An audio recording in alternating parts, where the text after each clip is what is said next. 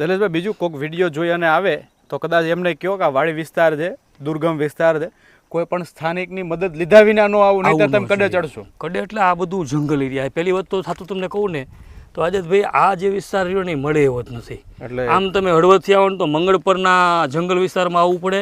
આમ તમે આવો તો ધાંગધ્રાથી આવો ને તો ગોપાલગઢના જંગલ વિસ્તારમાં થઈને આવવું પડે. જંગલની વચ્ચોવચ ફરતું ઘેઘૂર વગડો છે આખો. અને વગડાની અંદર બીજો નંબર આનું કે ગૂગલ મેપમાં કાંઈ છે નહીં, આનું ચિહ્ન બીને કશું નથી. એટલે સ્થાનિકની મદદ લીધા વિના કોઈએ પણ આવવું નહીં. અને એમાંય પાછું આજતભાઈ હાજી સરસ મજાની વાત કરી હા હા કે એમાં સંધ્યાકાળ પછી તો આવું જ નહીં. આવું તો સવારમાંથી જ આવું.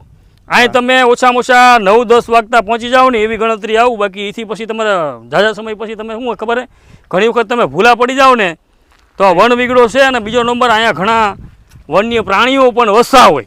ડર લાગે. પ્લસ બીજું ને સૌથી પહેલી વસ્તુ અત્યારે તો દોસ્તો અહીંયા કેનાલ જાય છે અને હવે ચોમાસાનું પાણી છે. હા પાણી છે. પણ ઉનાળાની અંદર કે તમે ગમે ત્યારે આવો ત્યારે પાણી હારે લઈને આવવું. આવું આપણે જેમ પાણીની બોટલ કેમ હારે રાખીએ. હવે આપણે જતા જતા વિડીયોને એન્ડ કરતા પહેલા દર્શક મિત્રોને કહી દઈએ કે આ જે વન વિસ્તાર છે એ ખરેખર કેના નામેથી ઓળખાય છે.